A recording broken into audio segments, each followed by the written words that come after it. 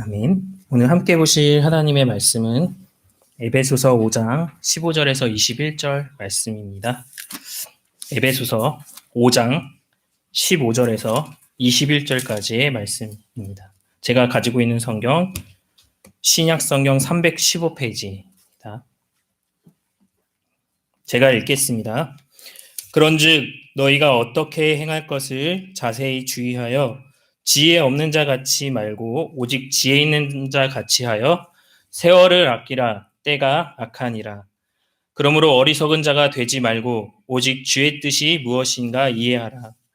술 취하지 말라. 이는 방탕한 것이니 오직 성령의 충만을 받으라.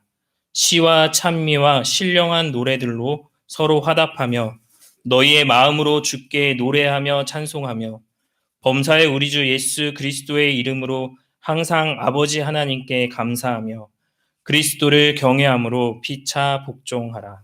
아멘. 기도하겠습니다. 하나님 아버지, 사람이 떡으로만 사는 것이 아니라 하나님의 말씀으로 산다고 하셨사오니 하나님 오늘 우리의 영혼들 하나님 말씀으로 살려주시고 그 양식을 먹여주시고 그 양식을 먹고 힘을 얻어 다시 한번 이 땅 가운데 하나님의 백성으로 살아갈 수 있는 은혜를 있게 하여 주시옵소서. 말씀을 선포하는 이 시간 부족한 종을 붙잡아 주시고 오직 하나님의 말씀만이 전파될 수 있도록 선포될 수 있도록 인도하여 주시옵소서. 주님께 모든 것을 맡겨드리오며 예수님의 이름으로 기도합니다. 아멘. 자, 오늘 말씀 함께 보겠습니다. 오늘 말씀은 사실 작년에 수요 예배 때 나눴던 말씀과 같습니다. 또 중요한 말씀이기 때문에 오늘 다시 한번 나누게 되었습니다. 우리 18절 한번 같이 볼까요? 18절 보면은 너무나 유명한 말씀입니다. 여러분 다른 성경은 잘 모르셔도 이 말씀은 아마 잘 아시는 말씀 중에 하나일 것입니다. 우리 한번 같이 읽어보겠습니다. 18절 한번 읽어보겠습니다. 시작. 술 취하지 말라. 이는 방탕한 것이니 오직 성령의 충만을 받으라. 아멘. 술 취하지 말라 이렇게 되어 있습니다. 우리가 성도로서 술을 마셔야 할까요? 말아야 할까요? 오늘 말씀을 보면 마시지 말아야 될 것 같은 그런 말씀인데요. 제가 미국에 살았을 때, 미국에 잠깐 있을 때 신학교에서 공부를 하고 있었습니다. 그때 샌프란시스코라고 굉장히 아름다운 도시가 있는데 그 도시에 놀러 간 적이 있었어요. 그런데 제가 공부하고 있던 신학교 교수님께서 미국인 교수님이셨는데 백인이셨는데 마침 집이 샌프란시스코에 살고 계셨습니다. 그래서 저희가 간다는 이야기를 듣고 호텔 같은 데는 비싸니까 그냥 우리 집에 와서 하루 묵고 가라 이렇게 하셔가지고 처음으로 미국인이 사는 집에 놀러 갔습니다. 가서 하룻밤 잘 자고 그 다음날 아침을 주셔서 아침을 먹고 하는데 목이 말라서 냉장고 문을 딱 열었는데 그 냉장고 안에 뭐가 들어있을까요? 예, 오늘 말씀 연결되면 맥주가 캔이 이렇게 하나만 있는 게 아니라 이렇게 정렬돼 있어가지고 이렇게 쫙 있더라고요. 여러분 우리나라 사람들은 특히 교회 성도들은 선교사님들이 처음에 우리 복음을 전할 때 워낙 한국 사회가 술 문화가 굉장히 발달되어 있고 술을 마시면 그냥 잠깐 마시는 게 아니라 취하도록 마셨기 때문에 선교사님들이 처음에 오셔서 복음을 전할 때 술을 먹지 말라 이렇게 하셨던 것입니다. 너무 취하도록 마시니까. 그런데 유럽이나 이제 미국 같은 데 보면은 이 술이 취하도록 마시는 게 아니라 마치 음료수처럼 이렇게 밥을 먹고 한 잔 이렇게 가볍게 하듯이 그렇게 마시기 때문에 우리처럼 아니 신학교 교수님이나 되시는 분이 어떻게 술을 마실 수 있을까? 우리는 그런 생각을 하지만 유럽이나 미국에 가면은 그 신학교 교수님들도 목사님들도 술을 마시는 경우가 종종 있는 것입니다. 자, 오늘 말씀을 보면은 그렇다고 해서 술을 마시라는 얘기는 아니고요. 술을 취하지 말라. 이 말은 단지 술을 먹고 안 먹고의 문제가 아니라 오늘 말씀해 보니까 왜 술을 취하지 말라고 하시냐면 방탕한 것이기 때문에. 여러분 우리가 술을 안 마실지라도 우리가 방탕하다면 그것은 술 취한 것과 똑같은 것입니다. 그렇기 때문에 우리가 단지 술을 안 마시고 그걸로 만족하고 내가 하나님 말씀대로 산다고 이렇게 생각하는 것이 아니라 내가 과연 방탕한 삶을 지금 살고 있는지 아닌지를 살펴봐야 될 것입니다. 술 취하지 않고도 방탕한 것이 너무나 많이 있습니다. 세상에서는. 그럼 방탕한 것은 무엇일까요? 방탕하게 산다는 것은 무엇일까요? 우리가 아까 말씀 술 취하지 말라 이 전에 말씀에 뭐라고 나와 있냐면 세월을 아끼라 때가 악하니라 이렇게 되어 있습니다. 그러니까 방탕한 것은 무엇이냐면 세월을 아끼지 않는 것이죠. 세월을 아끼지 않는 것이 방탕하게 사는 것입니다. 그러니까 우리가 시간을 열심히 살다고 살았는데 인생을 이렇게 돌아보니까 헛되고 헛된 것. 그것이 바로 방탕한 것이죠. 제가 작년에도 이 얘기를 했었는데 저희 부모님께서 깨를 심으셨었죠. 예, 열심히 심으셨습니다. 굉장히 노력을 많이 하시고 사모님이 살이 쭉 빠지시도록 많이 심으셨습니다. 저는 거의 안 가보다가 가끔 한번 가서 엄살을 많이 피웠었죠. 너무 힘들다. 예, 구멍 하나 뚫는 작은 일을 시켰는데도 불구하고 굉장히 힘들었습니다. 이제 드디어 깨를 추수할 때가 됐습니다. 이제 추수를 한다고 해서 저도 가봤습니다. 많은 것들을 추수할 것을 기대하면서 갔는데 막상 깨를 터니까 거의 안 나오는 거예요. 그 많은 노력과 수고를 기울였음에도 불구하고 깨가 안 나옵니다. 깨를 다 털고 나서 빈 이 밭을 보면서 부모님과 이렇게 얘기를 하는 거예요. 과연 이 밭에 뭘 심어야지 허무하지 않고 마음이 뿌듯할까? 그런 생각을 했던 것입니다. 여러분, 우리가 인생을 성경은 밭이라고 비유하기도 하고 또 우리를 농부라고 비유하기도 합니다. 그러니까 우리가 인생이라는 밭에 무엇을 심든지 거두게 되는 것이죠. 여러분, 우리가 마지막 순간에 죽을 때에 우리가 무엇을 심었는지 우리가 보게 될 것입니다. 그때 영생이 아닌 것을 심은 사람들은 모두 다 아무리 이 세상에서 많은 것을 성취하고 많은 것을 이루며 살았을지라도 영생이 아닌 것은 다 허무한 것입니다. 그렇기 때문에 우리가 방탕하지 않기 위해서는 영생으로 이어지는 영원한 삶으로 이어지는 것을 심어야 할 줄로 믿습니다. 우리 성도님들께서 오늘 예배를 드리시는 것도 영생을 심는 것인 것이죠. 그것은 결코 방탕한 것이 아닐 것입니다. 오늘 말씀에 보니까 방탕한 것의 반대가 무엇이냐면 술 취하지 말라 이는 방탕한 것이니 오직 성령의 충만을 받으라 이렇게 되어 있습니다. 우리가 방탕하지 않기 위해서는 성령의 충만을 받아야 하는 것입니다. 성령으로 충만할 때 비로소 우리가 방탕한 삶을 살지 않게 되는 것이죠. 여러분, 그러면 성령으로 충만한 것은 무엇인가? 여러분, 우리가 계속 설교를 들을 때 목사님들의 설교를 들을 때 성령 충만을 받으라, 성령으로 충만하십시오 계속 이야기를 듣는데 그렇다면 성령으로 충만한 것은 무엇일까? 기도를 열심히 하는 것일까? 말씀을 많이 보는 것일까? 그럼 성령으로 충만한 것은 무엇일까요? 오늘 말씀에 보면은 성령으로 충만을 받으라 이렇게 된 다음에 뭐라고 나와 있냐면 시와 찬미와 신령한 노래들로 서로 화답하며 너희의 마음으로 주께 노래하며 찬송하며 이렇게 나와 있습니다.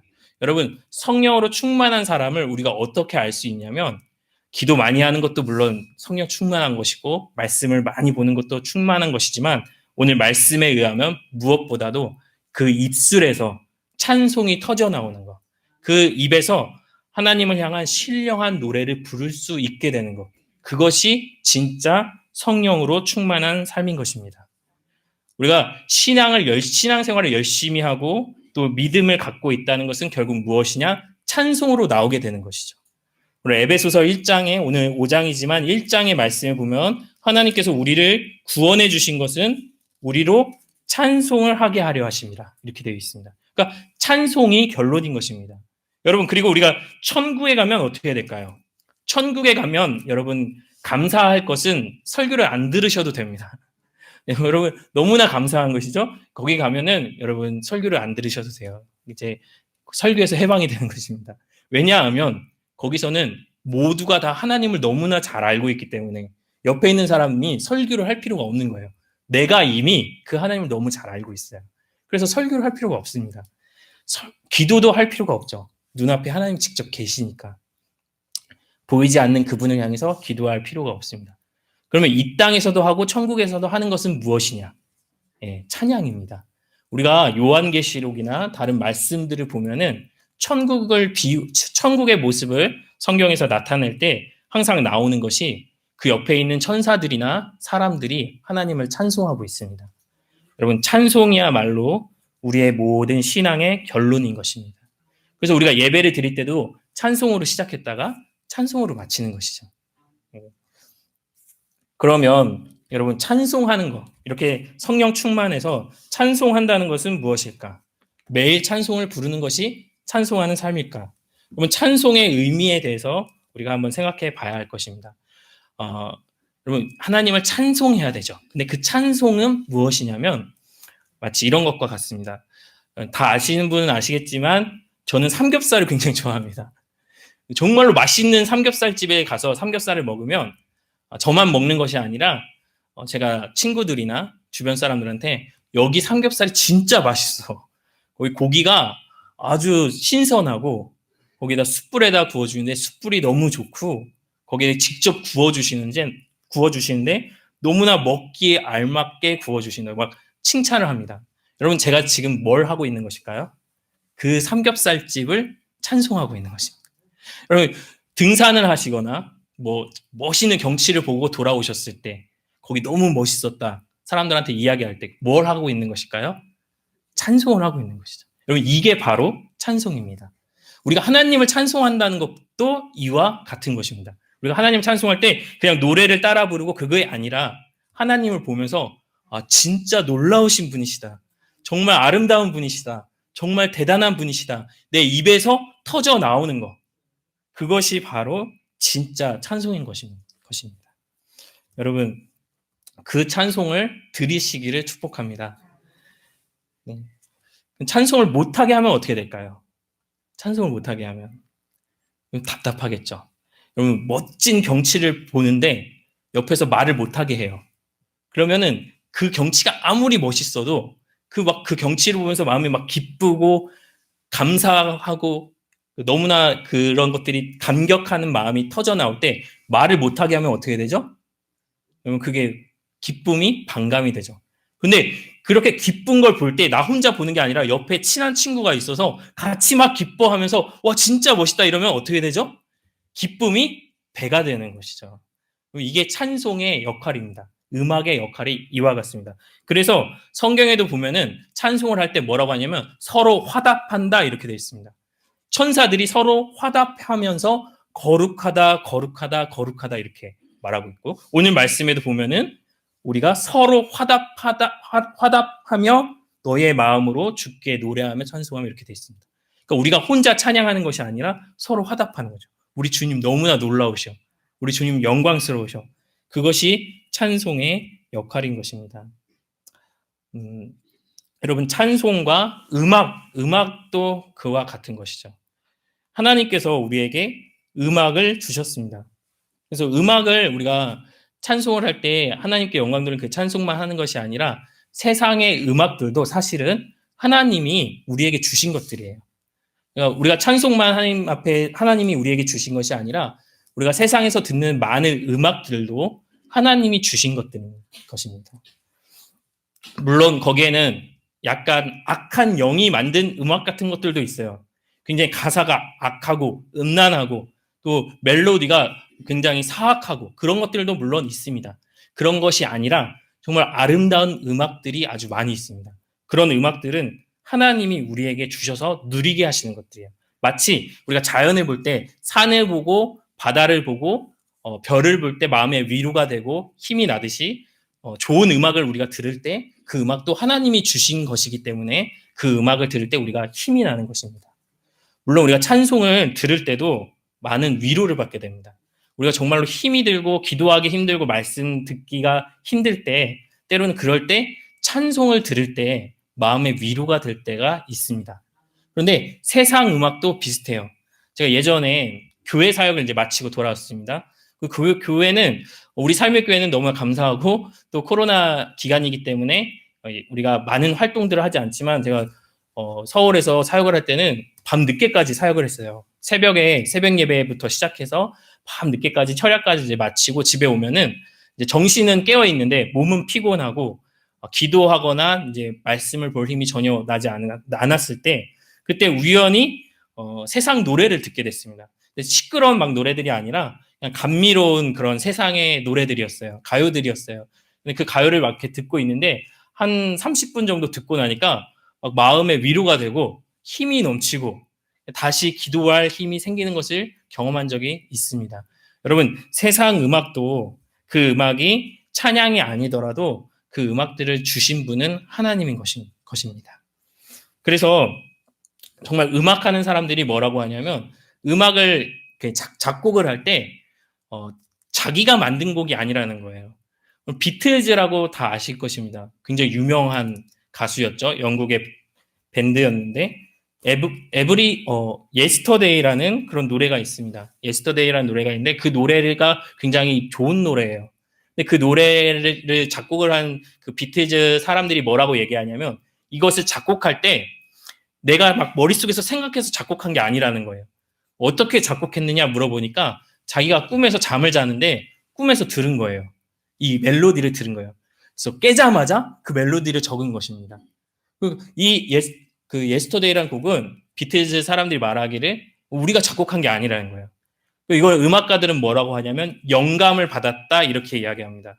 내가 스스로 만든 것이 아니라 내가 들었다는 것이죠. 저번에도 가수 박진영 얘기했지만 가수 박진영도 지금은 물론 하나님을 믿지만 믿지 않을 때 굉장히 1위 곡이 많았습니다. 우리나라 가요 프로그램에서 1위한 곡을 아마 우리나라에서 가장 많이 냈을 거예요.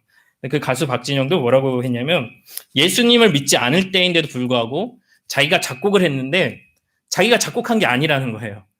이거는 내가 스스로 머리를 써가지고 생각을 해가지고 만든 노래가 아니라는 거예요. 어느 날 멜로디가 떠올랐고 그걸 노래로 만들었다는 거예요. 그래서 이건 뭘까? 누가 이걸 나한테 줬지? 이렇게 생각한 것입니다. 나중에 그것이 하나님이라는 것을 믿게 된 것이죠. 자기에게 음악을 주시고 멜로디를 떠오르게 하신 분이 하나님이라는 것을 믿게 된 것이죠. 그래서 이 박진영이 하나님을 믿게 되었는데 예전에는 굉장히 음란하고 문란하고 그런 노래들을 많이 만들었습니다. 예. 그런데 이제 하나님을 믿고 나서 노래를 만들었는데 어떤 노래를 만들었을까요? 감미롭고 그런 노래를 만들었을 것 같은데 여전히 그런 옛날에 예수님 믿기 전에 불렀던 노래랑 비슷한 노래인 거예요. 그런데 가사가 조금 달랐습니다. 가사가 어떻게 달랐냐면 여전히 여자가 너무 예쁘다, 허리가 잘록하고 너무 예쁘다 뭐 이렇게 노래를 하다가 갑자기 뭐라고 하냐면 어머님이 누구니 이러는 거예요. 그러니까 그 노래 제목이 어머님이 누구니 이겁니다. 그러니까 뭐냐면 너가 너무 예쁘고 너무 아름다운데 너를 지으신 분이 누구시니? 이렇게 물어보는 거예요. 너를 만드신 분, 너를 태어나게 하신 분이 누구니? 어머니가 누구니? 이렇게 물어보는 거예요. 여러분, 우리가 신앙을 갖게 될 때, 신앙이 없을 때는 하늘을 보고 예쁘면 하늘 그 자체를 찬양합니다. 바다를 보고 예쁘면 바다 그 자체를 찬양합니다. 근데 우리가 하나님을 믿게 되면 바다를 보고 바다를 찬양하는 게 아니라 바다를 만드신 분을 찬양하게 되는 것이죠. 우리의 눈이 새로워지는 거예요. 우리가 하늘을 보고 별을 보고 그 자체를 찬양하는 것이 아니라 세상의 우상 숭배자들은 그 자체를 찬양합니다. 해를 보고 숭배를 하고 달을 보고 숭배합니다. 근데 하나님을 믿는 사람들은 그것을 보면서 그걸 지으신 분을 찬양하게 되는 것이죠. 그 아름다움을 세상에 나가서 그 아름다움을 보면서 이 아름다운 것을 창조하신 그분은 더 아름다우시겠구나. 이것을 만드신 분은 더 영광스러우시겠구나. 우리가 그 하나님을 찬양하게 되는 것입니다. 여러분, 그런데 이 세상에 있는 것들이 아무리 아름다울지라도 아무리 멋있고 예뻐 보일지라도 이 세상에 있는 것들은 하나님의 아름다움에 비하면 발톱의 때와 같은 것이죠. 아무것도 아닌 것이죠. 진짜 하나님은 더 영광스럽고 더 아름다우신 분이십니다. 우리가 세상에서 너무나 멋있는 경치를 볼 때 자연스럽게 누가 뭐라고 하지 않아도 자연스럽게 터져 나옵니다. 너무 멋있다. 감탄이 터져 나옵니다. 근데 그것보다 훨씬 더 비교할 수 없도록 아름다운 주님을 볼 때 우리 입은 가만히 있을 수가 없는 것이죠. 가장 아름다우신 그분의 형상을 그대로 갖고 계신 분이 계십니다. 그게 누굴까요? 예수님이십니다. 예수님이야말로 하나님의 참된 형상이시죠. 그래서 우리가 만약에 예수님을 정말로 만난다면, 참으로 예수님을 만난다면 우리의 입에서는 찬양이 터져 나올 수밖에 없을 것입니다. 그것이 바로 천국에 갔을 때 찬양이 끊이지 않는 이유인 것이죠. 여러분, 천국에 가면은 누가 이렇게 야, 이제 지금 찬양 시간이야. 찬양 불러야 돼. 누가 이렇게 말하지 않아도 자연스럽게 찬양이 터져 나올 것입니다. 오히려 입을 막으면 괴로울 거예요. 오히려 찬양하지 말라고 하면 고통스러울 것입니다. 왜냐하면 그 하나님의 영광을 보면서 그 아름다움을 보면서 가만히 있을 수가 없는 것이죠. 그래서 우리가 그 천국에 있는 묘사들을 보면 서로 화답하며 거룩하다, 거룩하다, 거룩하다 그렇게 찬양을 하게 되는 것입니다. 예, 그렇게 찬양할 때 찬양을 받으시는 하나님만 기쁜 것이 아니라 찬양을 하는 우리의 마음도 기쁘게 되는 것이죠. 우리가 찬양을 억지로 하면 받는 사람도 기분 나쁘고 하는 사람도 괴로울 것인데 우리의 마음속에 기쁨으로 찬양을 하게 되면 받는 사람도 너무 기쁘고 찬양을 하는 사람의 마음도 기쁨이 배가 되는 것이죠. 예. 그런 놀라운 찬양을 우리가 하나님 앞에서 하게 될 것입니다. 우리가 천국에 갈 때 그때 이 땅에서 불렀던 그 찬양, 어떤 찬양과도 비교할 수 없는 진짜 찬양을 하나님 앞에 부르게 될 것입니다. 네, 그런데 더 놀라운 것이 있습니다. 더 놀라운 것이 뭐냐면 에베소서 1장 12절에 보니까 우리가 그의 영광의 찬송이 된다 이렇게 되어 있습니다. 우리가 그의 영광의 찬송이 되게 하려 하심이라 이렇게 말하고 있습니다. 그것이 무슨 뜻이냐면 여러분 우리가 하나님의 찬송이 된다는 거예요. 우리가 자연을 볼 때요. 자연이 아름다우면 그걸 보면서 하나님을 찬송합니다. 그럼 그 자연은 하나님의 찬송이 되는 거예요. 우리가 피조물들이 우리를 볼 때 하나님을 찬송하게 되는 거예요. 왜냐하면 우리가 너무나 아름다워서 우리가 우리를 보면서 심지어 천사들마저 그 영광스럽고 존귀한 천사들마저 여러분 저번에 설교 때도 말씀드렸지만 천사들이 얼마나 아름답습니까? 그 천사를 보면서 이 땅에 있는 성도들조차 사도 요한조차 천사를 보면서 경배하려고 했어요. 너무 이게 아름답고 영광스러워서. 그런데 그 천사들이 나중에 천국에 갔을 때 우리를 보면서 하나님께 찬송하는 거예요. 자기들도 너무나 영광스러운데 우리랑은 비교할 수 없는 거예요. 우리를 보니까 이 땅에 있는 이 세상에 있는 어떠한 자연보다도 어떠한 아름다움보다도 가장 아름다운 것이 바로 우리인 거예요. 그래서 우리를 보면서 하나님을 찬송하게 되는 것입니다. 여러분 믿으시기를 바랍니다. 우리는 지금 이 땅에 살면서 늙고 피곤하고 연약하고 옆에 보기에 감탄할 만한 구석이 전혀 없을 수 있지만 우리가 하나님 나라 갈 때 부활한 몸으로 하나님 앞에 설 때에 만물이 우리를 보면서 하나님을 찬양하게 될 것입니다. 우리가 저저번 주에도 말씀 나눴듯이 너는 어여쁘고 아무 흠이 없구나. 하나님께서 그렇게 말씀하시듯이 우리가 그 하나님 앞에 나아갈 때 정말로 저 하늘보다 저 바다보다 저 별보다 더 아름답고 영광스러운 존재가 될 것입니다. 그것이 가장 놀라운 것 중에 하나입니다. 우리 자신이 찬송의 제목이 되는 우리를 보면서 하나님께 피조물들이 영광 돌리게 되는 찬송의 제목이 되는 그 일들이 일어나게 될 것입니다. 그리고 그 모습을 향해 나아가는 우리가 이 땅에 살면서 하나님 앞에 찬송하는 삶을 살 때 그건 진짜 천국이 우리의 삶 가운데 이루어지는 것이죠. 우리가 이 땅 가운데서 하나님을 찬양하기 시작할 때 이 땅에서부터 우리 천국의 삶이 시작되는 것인 것입니다. 제가 제 아이를 보면은 제가 보기엔 아무것도 아닌 것 같은데 보면은 예를 들어서 꽃을 하나 봐도 물론 예쁘죠. 예쁘고 좋죠. 저는 항상 보는 것이기 때문에 보고 지나가는데 우리 아이는 꽃을 보면 눈이 동그랗게 변하고 꽃을 막 만지고 굉장히 신기해하고 놀라워하는 거예요. 그래서 우리 사모님이 심으신 너무 예쁜 꽃인데 막 뽑아보고 옆에서 막 말리는데도 그걸 막 만지려고 하고 보려고 하고 밖에 한번 데리고 나가면 아무것도 아닌 풀인데 그 풀을 보면서도 확 신기해하고 그렇게 하는 것입니다. 근데 저는 피곤에 쩔은 눈으로 막 아무렇지도 않게 보는 것이죠. 근데 여러분 진짜로 우리의 마음이 성령으로 충만한 마음을 갖게 되면 하나님을 향해서 그렇게 하나님을 바라보게 될 것입니다. 아이와 같이 순수하고 온전한 눈으로 보게 될 것입니다. 그런데 그렇지 않으면 맨날 똑같이 드리는 예배고 맨날 보는 성경 말씀이고 맨날 보는 찬양이죠. 맨날 드리기 때문에 눈이 점점 감겨요. 피곤해져요. 그런데 우리가 성령으로 충만할 때 마치 아이가 세상을 보는 것처럼 새롭게 보게 되는 것이죠. 우리가 그래서 성령의 충만함을 반드시 구해야 합니다. 성령이 우리에게 임하실 때 맨날 봤던 말씀인데 성령님이 임하시니까 그 말씀이 마치 처음 나에게 하시는 말씀처럼 새롭게 들리는 거예요. 맨날 했던 찬송가 찬양인데 성령님이 임하시면 그 내 마음에 뜨거움이 생기고 마치 처음 부르는 찬양처럼 그렇게 우리가 새로운 마음으로 찬양하게 되는 것입니다. 그래서 우리는 하나님을 찬양할 때 그리고 하나님 앞에 나아갈 때 성령의 충만을 구해야 합니다. 그러면 성령님이 임하실 때 우리의 피곤한 눈이 새로워질 것입니다. 우리가 모든 만물을 새롭게 보게 될 것입니다. 마치 아이가 모든 것을 새롭게 보듯이 우리도 하나님을 향해서 우리의 피곤한 눈이 새로워져야 할 것입니다. 하나님을 찬양해야 되는 것이죠.